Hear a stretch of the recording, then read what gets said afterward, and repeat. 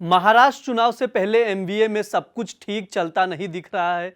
Seat बंटवारे पर गठबंधन के दल आपस में भिड़ते दिख रहे हैं। संजय राउत ने कांग्रेस को चेताते हुए कहा कि वो सोलापुर दक्षिण विधानसभा सीट पर उम्मीदवार ना उतारे, जिसके लिए उनकी पार्टी ने पहले ही उम्मीदवार की घोषणा कर दी है।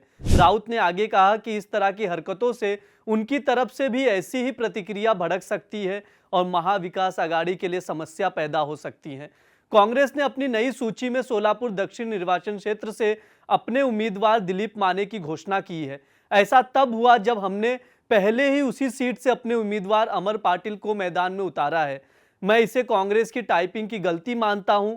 ऐसी गलती हमारी तरफ से भी हो सकती है।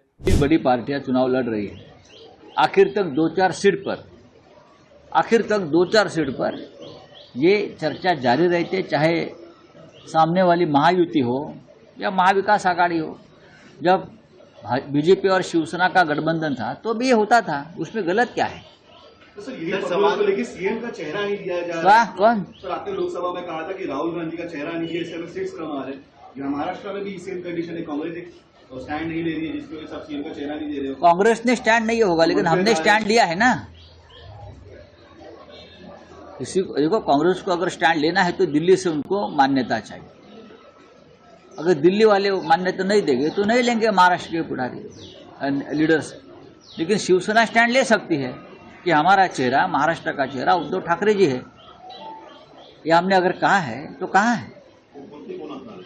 सीएम का चेहरा अगर नहीं मिला, मैं चेहरा की बात, इस राज्य का नेतृत्व उद्धव ठाकरे करेंगे, ये मैंने बोला। उद्धव ठाकरे के नेतृत्व वाली शिवसेना, यूबीटी, कांग्रेस और शरद पवार की गुट वाली एनसीपी विपक्षी एमवीए का हिस्सा है, जो सत्तारूढ़ महायुति को चुनौती दे रही है।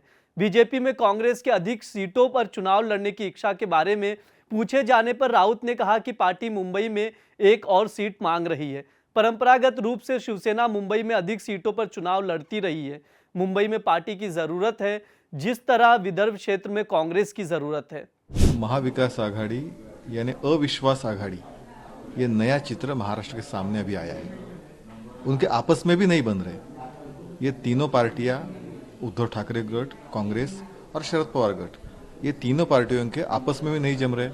अभी एक जगह पे उन्होंने दो पार्टियों ने वहां नामांकन दाखिल किए हैं और अभी बोल रहे प्रिंटिंग मिस्टेक है। जो खुद एक साथ तीन पार्टियां एक साथ आके बैठ नहीं सकती, वो एक दूसरे को विश्वास नहीं दे सकती, वो जनता को क्या विश्वास देंगे? इसलिए आज महाविकास आघाड़ी माने अविश्वास आघाड़ी, ये नया नामकरण उसको हुआ है।